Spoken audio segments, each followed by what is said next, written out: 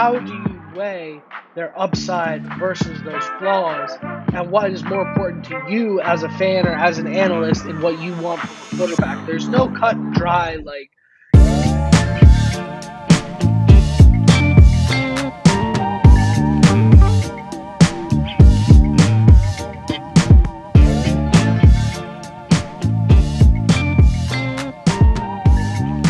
Pop. What's going on, man? Son, how are you?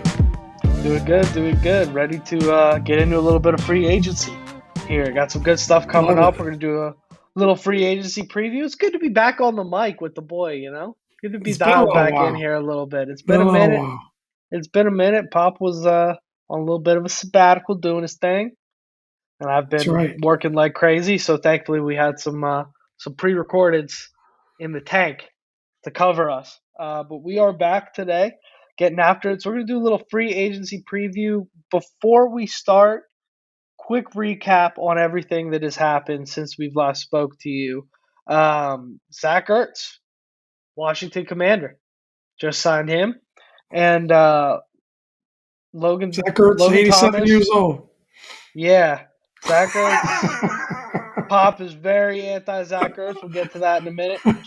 And then Charles Leno, Nick Gates, and Logan Thomas have all gone the way of the dodo here in Washington. Unfortunately, they will be not returning anymore. Andrew Wiley's still on the team as of right now, which is a potential cut candidate as well. But Pop, what do you make of the most recent moves so far? I just want to say before we get into that, please like, comment, subscribe. 80% of our listeners aren't subscribed, so it would really help us out a lot. Got to Appreciate it. pump those numbers up. All makes sense to me in terms of the cuts. I can't argue with any of them. I mean, Leonard's gone into surgery, so there's injury concerns there. Logan just hasn't been himself recently. Yeah, And I mean, how can you argue with Nick Gates? He was pretty horrendous.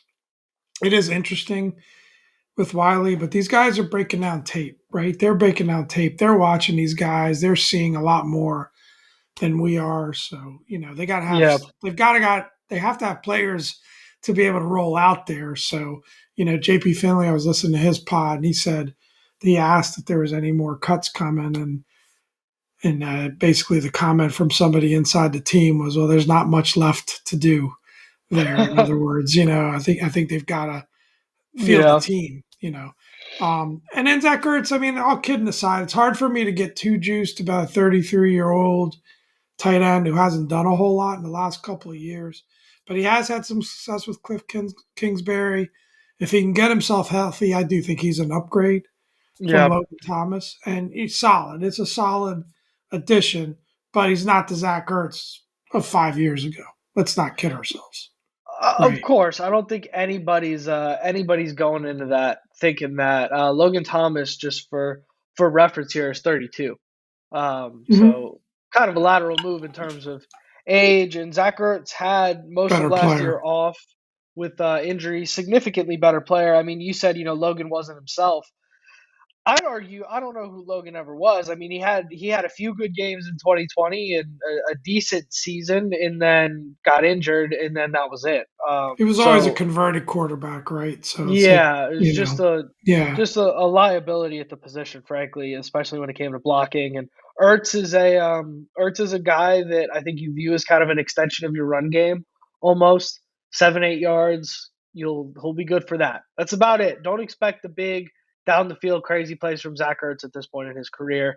But I think that's a good situation for him. And most importantly, what I like about the Ertz signing is it just continues that theme of continuity from the top down that we're seeing. Bringing in the veteran tight end, we can go get a guy in the third or fourth round. Tight ends generally go later in the draft. They also generally struggle as rookies. Sam Laporta was kind of the first one we've seen really break out as a rookie in a while. So getting that older guy who can kind of mentor the young guys that come through the building, show them the offense, get the understanding of how that goes down. I think that's a good move. agree, I think it's agree. not anything flashy or exciting. I'm not going to run out and draft them 5 rounds earlier on my fantasy team than I normally would have, but I think it's a good move. I like that pickup a lot. So more importantly, husband of Julie Ertz, U.S. women national team legend. There it is. There it is. Yep. Good So people. Good bringing some people good by people all to the accounts. DMV. Yeah, I love yeah, that. Charles Leno, I found a little bit surprising on the cut, but I did not know about the hip surgery thing until after he got cut.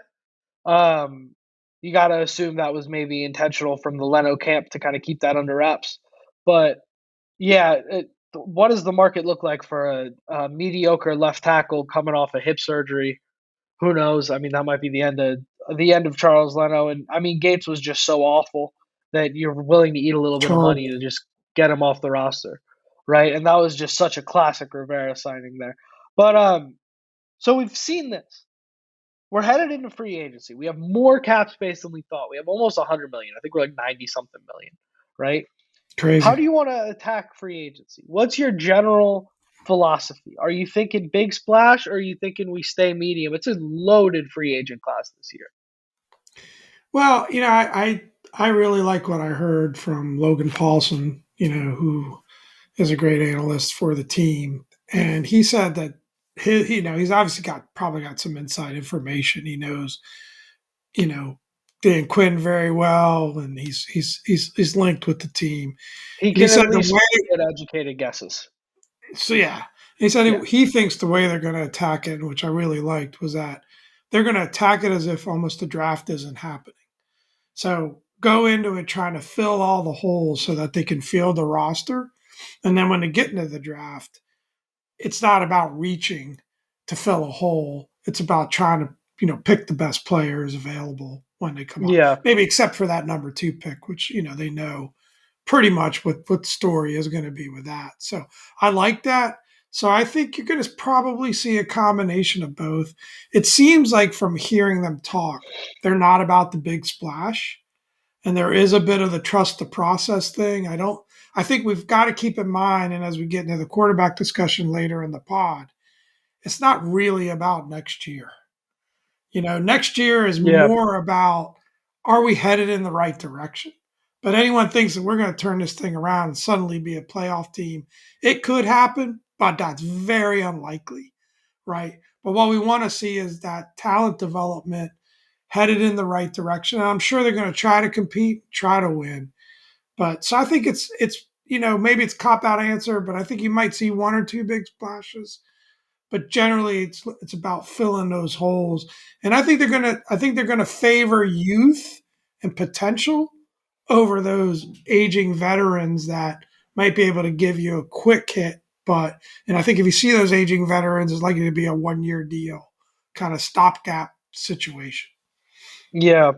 Yeah. There's some interesting situations with free agency here. I'd agree with you. I don't think they're gonna go just because like this whole thing would be so different if like Sam Howell balled last year and we were like, "Oh, we have a quarterback for cheap and we have $90 million in cap space. Let's load up and let's go attack a title in the next 2 or 3 years." There's no barring, Jaden Daniels or Drake May or Caleb Williams, whoever we end up with, JJ McCarthy, barring the quarterback of next year coming out and having a Joe Burrow-esque rookie year and just breaking onto the scene like Stroud did, like you've never seen before, there's no competing for a title within the next 2 or 3 years with this team, right? I think you'd hope that in 2 years you say, hey, we could start building towards something like that. That's best case scenario. But so off that, I think we'll see certain moves made. I think there will be some certain key players that I think they will at least try to spend big on, but I don't think it's necessarily going to be a like, prime Dan Snyder land the helicopter in everybody's front yard and overpay. I don't think we're going to see that just because we Right. have the cash. This front office doesn't strike me as that. This front office strikes me as guys that would rather end free agency with $20 million in leftover cap space than they would, sign a bunch of guys that might not fit into what they're trying to do just because they're the top guys available at the position. Agree. Um, Agree. so getting into that, you want to go over a couple names here? Yeah, just run through, who the top names you see in free agency. I mean, I don't know that breaking down each guy makes a whole lot of sense because we No, just no, no. in 24 hours, or soon after this pod gets released, we're going to know who's starting to flood in and who's getting Yeah, taken where. And I think it'll be more important to comment on that on our next pod. But maybe just talk quickly about the names that are out there and we can comment on it real quick. yeah. So we got obviously two names coming out of the Washington building, both of which extensions or new contracts were not handled before free agency. So Cam Curl and Interesting. Curtis Samuel both going to test the market. Interesting. I have Cam Curl takes. Maybe we can save for if we have a little bit of extra time. Um, and Definitely. then yeah, Mike Onwenu from the Patriots. I'm probably going to butcher a lot of these names because they're offensive linemen, and I haven't heard them before. I'll just say that now. All right, Tyler Bied Biadis Biads something like that. I don't know. Tyler B. Cowboys center.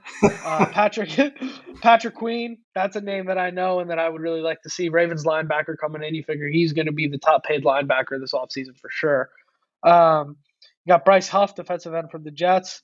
Dorrance Armstrong, defensive end from the Cowboys. Stop you there real quick. All those guys you just rattled off are either 26 or younger.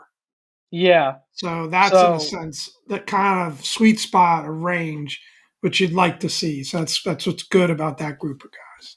yes, and now we got some more veteran presence. One of which I'm very, very high on, and it's not Tyron Smith from the Cowboys, left tackle, 33 years old, often injured. Not interested. Maybe a Big 1 year name, guy at best. big Yeah. name. Wears the star on his helmet. Somebody's going to pay him, and it ain't going to be us. Yeah. Somebody is going to be willing to give him 3, 4 years. I don't want to touch that with it. Maybe not 3, 4, but 2, 3 years. I don't want to touch that with a 10-foot pole. I agree.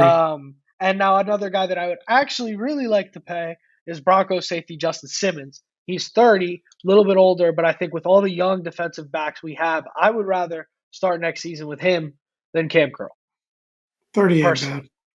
Yeah. 30 ain't bad. Great He's player. Yeah. consistent top performer in the league at the position for a long time now. That'd be a great Um, signing. Yeah. and I think you sign him and you sign Patrick Queen, and all of a sudden you got Oof. two strong veteran Oof. presences at two key Be a little positions. sized. I knew that would be spendy. I don't think you get both of them, but safeties aren't that expensive, so I don't know. We got money. Um, we got money. If now's the time to spend, and if you want to build, like, hey, let's get Derek Forrest, a guy that he can be mentored by and work with, and you know move forward. Let's get Emmanuel Forbes, a guy that can be mentored and move forward, etc. That kind of thing. I think Justin Simmons is a great fit for that. And Patrick Queen, how often do you get a top five guy at a position hitting free agency at 24 years old? I mean, I think the only reason he's not being brought back by Baltimore is obviously they have all that money tied up with Roquan Smith. And I think, honestly, the way the Baltimore front office works, I know it's like a little hot takey. I wouldn't be shocked if they end up bringing him back still, finding a way. They're always good at keeping guys in the He's a guy building, you're but probably going to have to overpay for a little bit.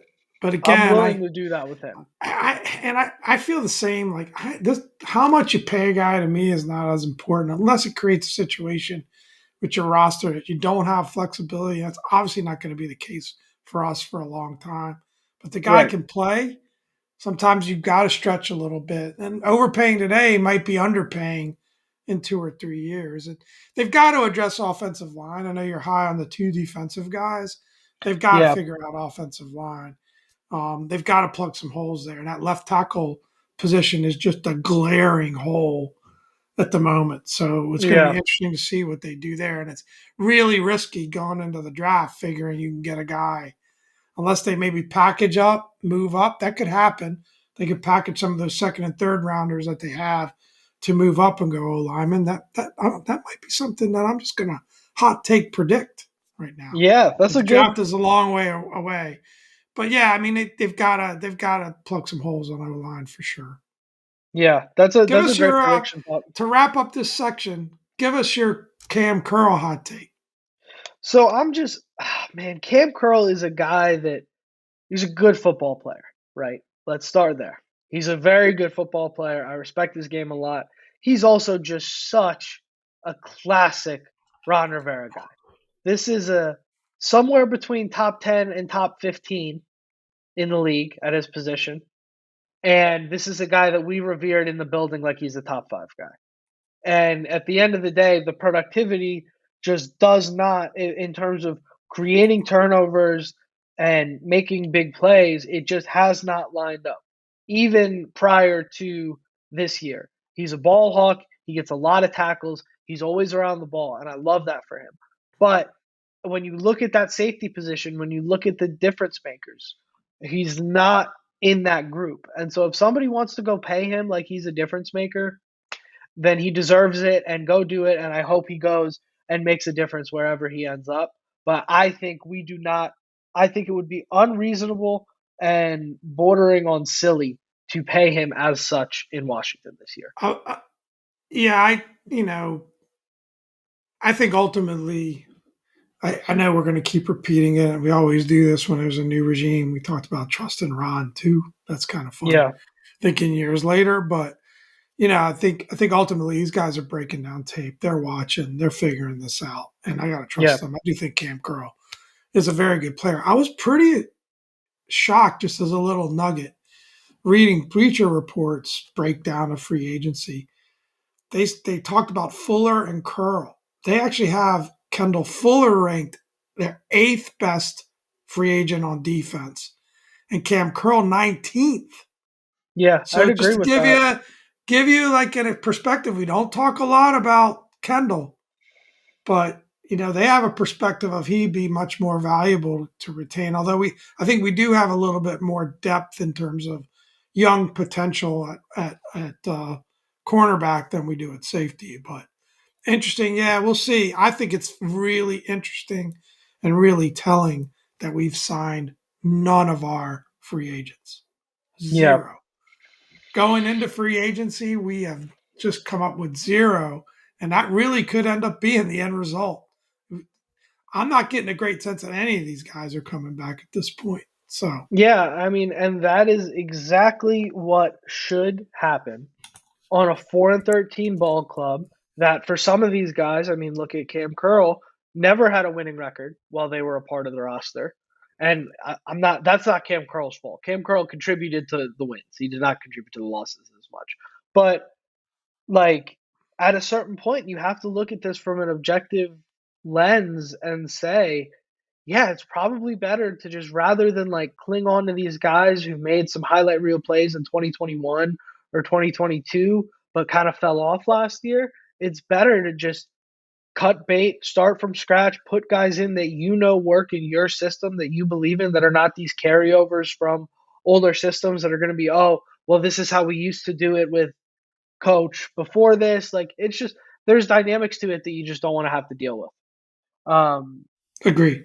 so I don't mind at all. But at the end of the day, Pop, you know, none of this is going to matter if we can't solve the 30-year-old question that we've been trying to solve in this city. Maybe longer. What did Ronnie Who say? Quarterback. quarterback? Probably Quarterback. the most accurate press conference answer he ever gave, No matter that the albeit rest of the roster sucked, but it was all about the well, quarterback. and then also the next question is Ron, who brought the quarterback in? But at least Yeah. at least He he was broke honest down the about that. tape. He broke down the tape. He Carson was the Wentz was effing his guy. guy. He Anyway, was the let's go. effing Let's guy. go. All right. Carson Wentz is not our guy for this segment. Let's put it that way. So 15 and can't believe he ever wore our uniform. 15 and 25. What are we doing at quarterback here? Uh just 15 it and is 25. all over the, I'm Ron Burgundy a little bit there. I'm reading Leave that in. those are the timestamps that we're supposed to get to, and we're rambling a little bit here. What are we doing at quarterback, Pop? I mean, Some what are we crazy gonna stuff do, man? flying out there. I don't know whether it's just because we've actually got the top second pick in the draft, but the number of it feels like to me like most years, and you read through it because you're always focused on the top of the draft and you're always focused on the quarterback. Seems to be a relative consensus on the order, and it's just this year's just wild. Yeah, Everybody's it's a out zoo there. I out don't know there. if it's just extra hot takey, but some craziness going on in terms of opinions about things. And We've got a couple of examples here that you could run through, but it's really wild in terms of just this is going to be, like I've said before, it's going to be a lot of fun. But if you're big fans like us, podcasters, it's kind of stressful too. Trying to figure this out. What the hell is going to happen? Yeah, I'd agree. I just don't see like here's the problem, and I think here's what contributes to some of this. I think after Caleb, you have Daniels, May, McCarthy, Nix, Penix. All of these guys have at different levels elite starter potential, right? But all of these guys also have major flaws, and the major flaws are all kind of in different categories. So it really just depends, how do you weigh their upside versus those flaws, and what is more important to you as a fan or as an analyst in what you want from a quarterback. There's no cut and dry, like, one guy's more accurate, one guy's faster, one guy takes more hits, one guy gets hurt more. Like, there's just so many different things. So, I mean, a guy that's never been known to go against the grain, and Chris Sims, that's sarcasm. He's got Caleb Williams at number one, Jaden Daniels at number two, Bo Nix at number three. It only gets weirder from here. Michael Penix Jr. at number four, JJ McCarthy number five, Drake May number six. Then you have Dan Orlovsky, who has Jaden Daniels at number one overall over Caleb Williams, and he thinks Drake May should sit for his first year, which, philosophy that's not a rare philosophy, but it's just a philosophy we see the league starting to move away from more and Right. more, right? Most conventional, if you can even say there's conventional wisdom left at this point, most conventional wisdom still has it how I have it, which is Williams, May, Daniels, and then McCarthy and Penix kind of creeping up that board. Right. I personally, as of today, and I know there's gonna be one listener, if he's still hanging around here, that's not a fan of this take. I am like really struggling between Daniels and McCarthy as of today. I don't know what to do there. I Daniels love and McCarthy I love Williams. I at number two. think, huh? At number two, I just At want to number be clear three. on what you're saying. At number Okay, because three. you didn't I have clarify that. I have made well, I Well, was you meant said it to. earlier. You said it early. Fair. You said you think that It that's your was top also three is Williams, May, and Daniels. Okay, my bad. it was also the next I two was words out of my shocked. mouth, but Yeah, yeah, so I definitely still have Williams number one overall. I'd be ecstatic if Chicago shocks the world and takes Jaden Daniels at number one and we get him at number two. I'd also be ecstatic if he not moved up. happening. I don't think either of those things are going to happen. I think he's going to go win a Super Bowl in Chicago at some point in his career. But I got Williams at number one for sure. Then May, I think today, and this changes for me, but today is definitely my number two. And then I have a hard time grading Daniels versus McCarthy because these players are just, they could not be more different, the two players, right? And the qualms that I have about Daniels are some of the things that I revere so much about McCarthy, and the things that I worry about McCarthy are some of the things that I revere so much about Daniels. So it just makes it so hard to make a decision there. But that's where I'm at right now. Where are you at, Pop? Yeah, I'm not sold on McCarthy, and a lot of these things are just gut feel. I mean, if you watched Michigan play last year, I think that he was a good piece on that team, but he wasn't the reason they were a great team by any means. He did his job very well. Um, yeah, I mean it's crazy. I don't know. I'm more on. I'm not sure if it's Daniel. Should be Daniels or May at number two. I'm Yeah. really on the fence there. I think there's another topic I want to get into is about what do we do for next year? Like, do you play these guys? Do you sit them? Do you try to add a veteran QB? Do you roll with Sam? I know we've talked about that a lot already, but I want to kind of get into that a little bit. But what about this Chris Sims list? What do we think Oh of my this? gosh. I mean, do we just throw it out? Because here's where I lose the plot. Yeah. Bo Nix at number three. that's where I lose the plot. You and me Here, it's both. like, are you just really trying to like just get clicks and have everybody hate you because and I think Darren Orlovsky's list. I don't know, Jaden Daniels being number one, that's super interesting. And that's where I'm kind of more on that fence at number two. I just depends on the day, depends on the week. And I am gonna, you know, but I think I'm leaning more towards Jaden at number two at the moment. Interesting. Um, Tell us why, because I Paul. just kind of feel like if we think of, the kind of offense that we run a run and the fact that he's got that mobility. Dan Quinn's come out and talked about him being, just incredibly talented kid. He's got the arm.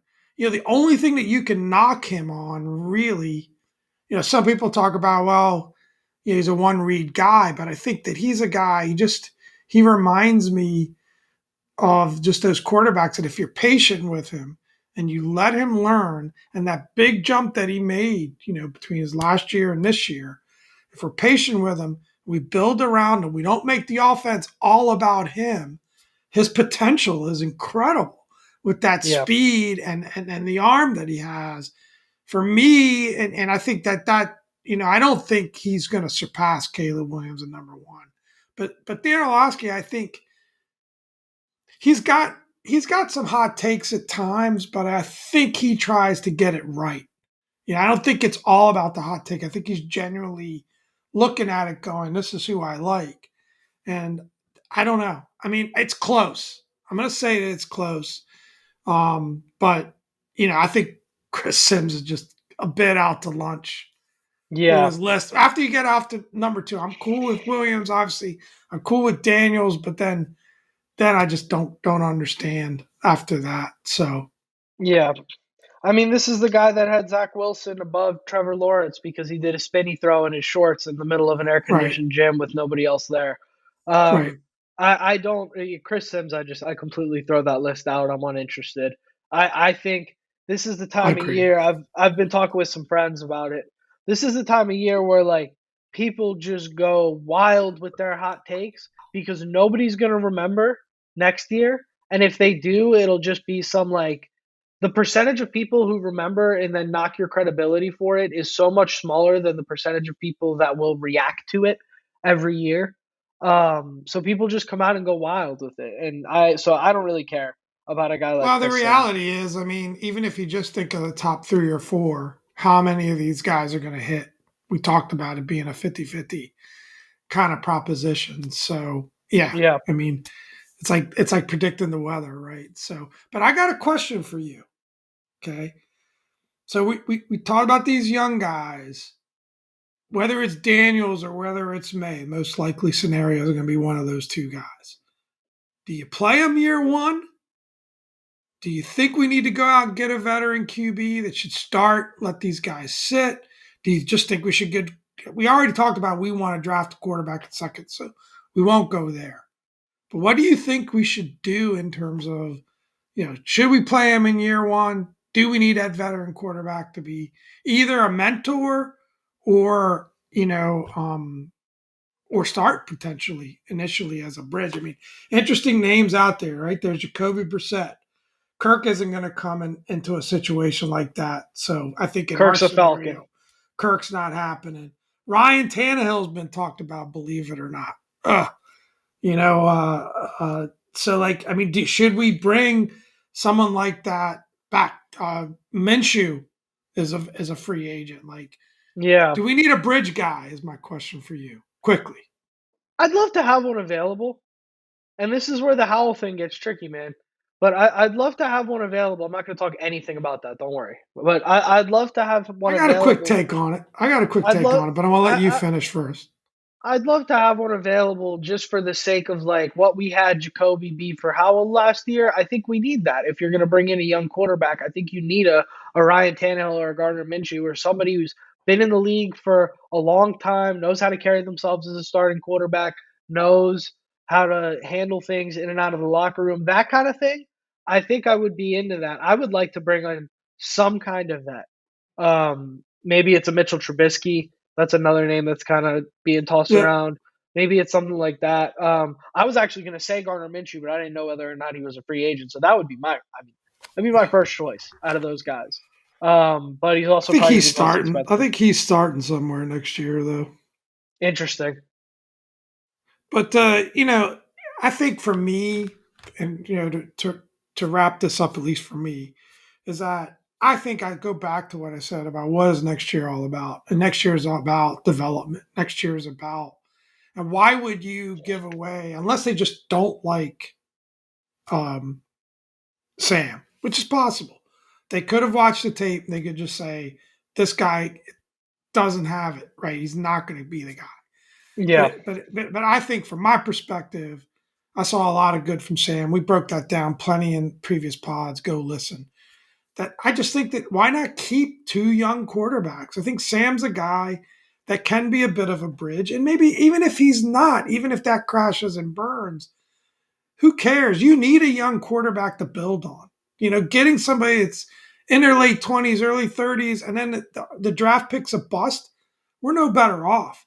And if Sam did come in and ball, at least you got Sam. So I would prefer to stay young at the position. I think Sam's a kid that's super mature, just from a mentorship, leadership perspective. I think he'll be able to provide that. You've got great coordinators. We've talked about that in the room that can provide that. It doesn't have to come from a player on the field. So I would, I'm totally fine if they want to add a vet on the cheap, but I don't feel a desperate need to do that. I'd rather roll with Sam and the number 2 pick and have a very young quarterback room because, like I said, it's not about next year so much. It's not Yeah. about 2024 so much. And Houston, Texas proved that you might be able to do it with a young guy. So why not Fair give it a enough. go? So Fair enough. I think it's an interesting conversation, but I'd lean towards adding a vet. Pop, obviously, not feeling it. What do you think Rex Grossman's up to these days? You think he'd take like a vet minimum, sexy, just come hang out for a little bit? Mark sexy Sanchez, what's he Rexy. on? You think Mark Sanchez comes out I the think boot? he's about 45 years old. That's the only problem there. Hey, But Tom did it, man. Tom did it. yeah, But yeah, no, that's I think that's pretty much it for the football talk. Pop, you want to get into the people segment? the people segment we had it on the shelf for quite a while, but we got to come back with it this week. Got to bring it back for this one. Kickots of the week. Jake Paul signs on to fight Mike Tyson. I can't even get this out. July 20th on Netflix. Does he have a shot? Oh man, that's so much fun. I know that there's the purists, and we've both been boxing fans back in the day, but I think Yeah. these kind of celebrity boxing matches, I guess you'd say this falls in that category. I mean, Mike Tyson is 25 years out of the game. Um, you know, are fun, and the fact that it's on Netflix, I'm gonna be watching for sure. Yeah. You know, my gut tells me that Mike is going to destroy him, but at the same time, that age difference, stamina was never Mike's strength, even when he was in his prime. You know, it could be interesting. It also could turn out to be, they just box around a little bit, don't even really try to hurt one another, make Yeah. that big bag and keep rolling. But I'll tell you what I hope happens. I hope Tyson crushes him. That's what I Yeah. hope. I hope he knocks him out.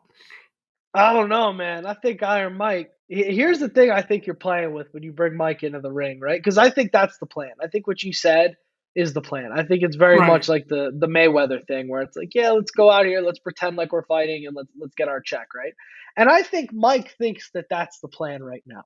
But when that guy, I think it's going to be a situation. He's going to hear that bell, and the tiger comes out. And Jake Paul better make sure he's got his paperwork in order when that tiger comes out. I mean, this could get this. I'm scared. I'm scared for Jake Paul's life. Honestly, I think Tyson is good. I mean, have you seen the videos of him with his trainer? His trainer He's should in get shape. like.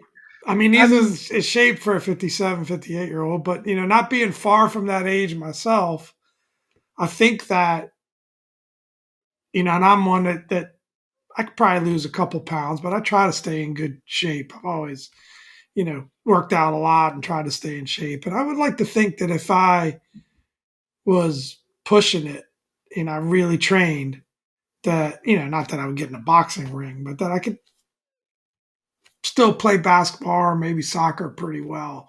So I Yeah, don't think when you're that age, you necessarily think it's over for you, yeah, especially if you get yourself in condition.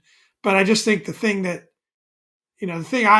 equate it to is I used to be a pretty good jumper for my size. I'm only 5'8", but I used to be able to maybe get close to rim. And jumping ability was, now you probably can't fit a piece of paper under my feet. No matter how hard I try to jump, I can't get there anymore. And I think that's the thing that the age difference is. Does he have it? Does he, in quick spurts in training, maybe when you're not trying to get hit by someone else, yeah. but does he really have it? Because if he nothing else to give Jake Paul a lot of credit for having guts, but man, it's going to be fun. I hope he kicks his ass.